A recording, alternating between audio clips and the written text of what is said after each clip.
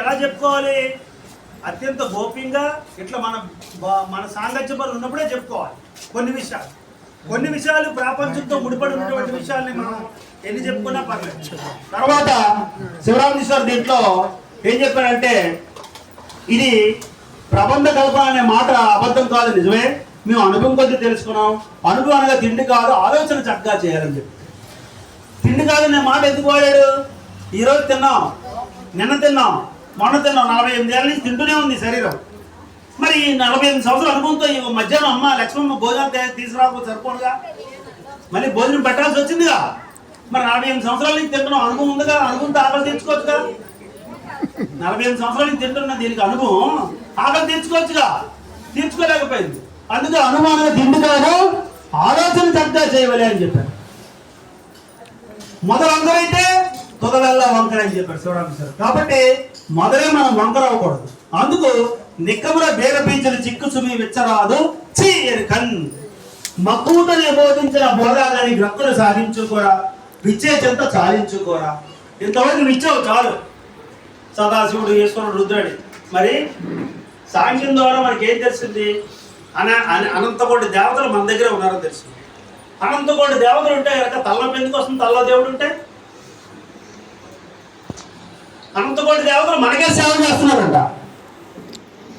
కాళ్ళ దేవుడు, ముక్కలో దేవుడు. సాంఖ్యం ద్వారా ప్రతి ఇంద్రియానికి ఓ దేవతను చూపించారు మనకి. ఇంతమంది దేవతలు ఉంటే కనుక నీకు కష్టాలు ఎందుకు వస్తున్నాయి? దేవతలు నువ్వు సేవ చేస్తున్నావా, నువ్వు దేవతలకు సేవ చేస్తున్నారా?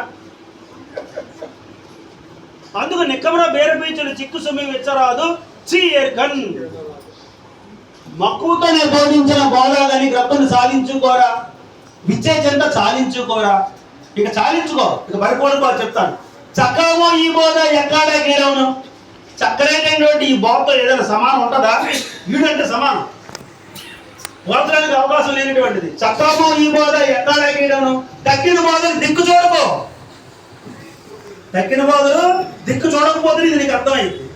సాధించుకోరా, విచ్చే చెంత చాలించుకోరా అన్నాడు. కాబట్టి మీ అందరూ కూడా కృష్ణదేశ ప్రభులు వారు చెప్పినటువంటి కందార్థాలని, పండితారాధ్య పండిత శివరామ వారు చెప్పినటువంటి సిద్ధాంత శిఖామణి శిరోమణి, బృహద్వాదిష్టమైనటువంటి శివరామకృష్ణ వారు చెప్పినటువంటి శివరామకృష్ణ గ్రంథంతో జోడించుకొని గురుముఖత విచారిస్తే మీ అందరికీ కూడా పరిపూర్ణ బోధలో ఉన్నటువంటి ఆ మర్మం తెలుస్తుంది. మర్మం తెలిస్తే కనుక మీరు అత్యంత సునాయాసంగా పరమశాంతిని పొంది ఉండగలుగుతారు. ఒక దగ్గర శివరామేశ్వర అంటారు, శంకరాచార్యుల వారికి అహంభావం లేదంటారు. అహంకార కొల్లేశ్వర ప్రకారంలో శంకరాచార్యులకు అహంకారం వదలేదంటారు.